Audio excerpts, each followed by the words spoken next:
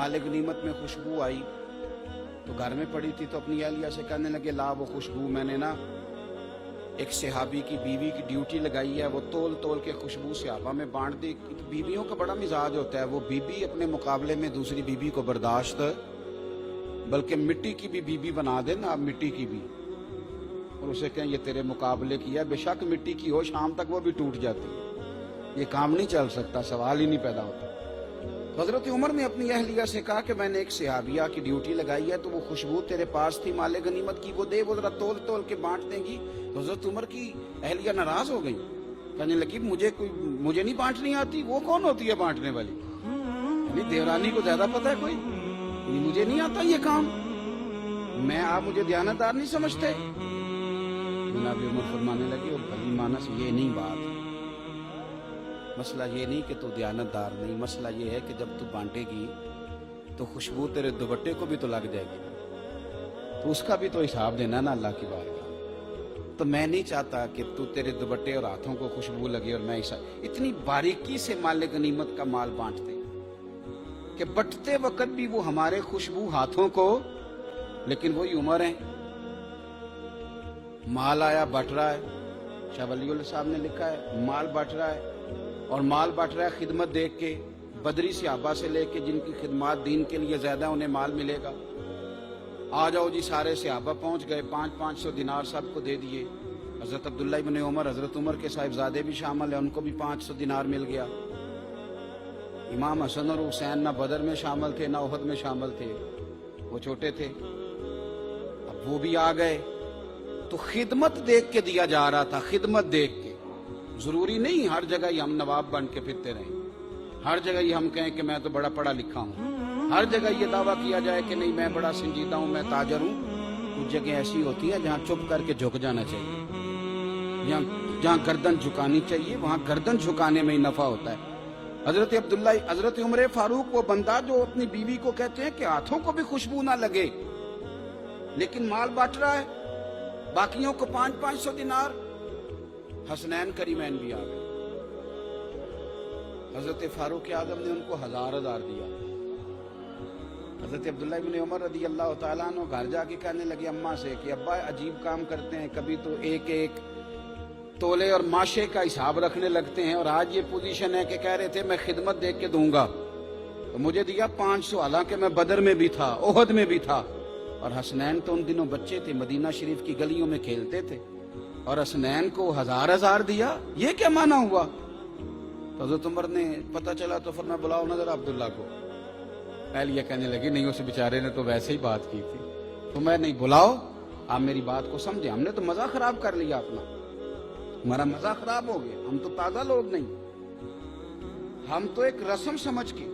अभी मैंने एक जगह मगरिब की नमाज पढ़ी है तो वहां ऐलान हुआ है, अभी एक जगह ऐलान हुआ अभी कि जनाब कल खत्म शरीफ दिलाना है तो सारे अपना अपना हिस्सा डालें। मसलन क्या खत्म, 2 लाख का दिलाना है।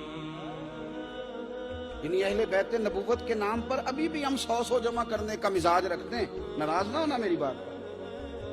आप अल्लाह आपको जज़ाए खैर अता फरमाए, अल्लाह आपको जज़ाए खैर अता फरमाए। यहाँ क्यों ऐलान होगा, यहाँ तो मामला ही और तरह का है। मैं तो मिसाल दे रहा हूँ आपको समझाने के लिए। मेरे अर्ज करने का मकसद ये है कि हजरत सैयदना उमर फारूक रदी अल्लाह तआला अन्हु ने ना अपने साहिबजादे से एक बात की। इंसान का ना कुछ ज़ौक भी होना चाहिए। हमारा ज़ौक कई दफ़ा ख़राब, ठीक है नात का पैसे लेते हैं तो आप देते हैं तो लेते हैं ना, आप मार्केट ना बनाएं तो वो पैसे, आप मार्केट बनाते हैं, जो चीज़ बिके ना मार्केट में वो मार्केट में बनती है, बनती वो है जो बिकती है, तो हम उनको खरीदते हैं तो अपना बेचते हैं ना। अब वो तो बेचेंगे, वो तो जो चल रहा है चलेगा, लेकिन हमने नात का मजा लेना है कि नहीं लेना? नात तो हमारा ईमान है कि नहीं? तो हमने उनकी जिद में ना नात का सुरूर भी सारा खराब कर दिया। बहुत सारे लोग बेज़ौक हो गए। मैं अक्सर कहता हूँ कि ये नहीं कि नात पढ़ने वाला कोई नहीं मिलता, अब नात सुनने वाला भी कोई नहीं मिलता। जिसका शेर के वजन पर ख्याल हो, जिसको ज़ौक हो कि यार ये कोई बात किसी ने की, इतना आला शेर पढ़ा जा रहा होता है, लेकिन सुनने वाले कहाँ से लाए जाए? उनको भी तो ज़ौक नहीं। तो मेरे अजीज बात पे तवज्जो करना, हजरत फारूक आजम ने अपने साहिबजादे को बुलाया। जो उसूल है वो अपनी जगह पे है, और जो अकीदत है वो अपनी जगह पे है। फरमाने लगे ये तूने क्या कहा, ये तूने क्या कहा कि हसनैन करीमैन को ज्यादा दिया और वो उन दिनों बच्चे थे और मैं खिदमत करता था। जनाब फारूक आजम जैसा आदमी निस्बतों की बात करते हैं तो लगता है कि बिल्कुल जो तरीकत में महब फकीर होता है उस तरह की गुफ्तगू शुरू कर देते हैं। फरमाने लगे पुत्र ये बता, तेरी खाला का नाम भी उम्मे कुलसूम, रुकैया और जैनब है। ये बता कि क्या तेरी माँ का नाम भी फातिमा ज़हरा है, तेरे वालिद का नाम भी अली उल मुर्तजा है।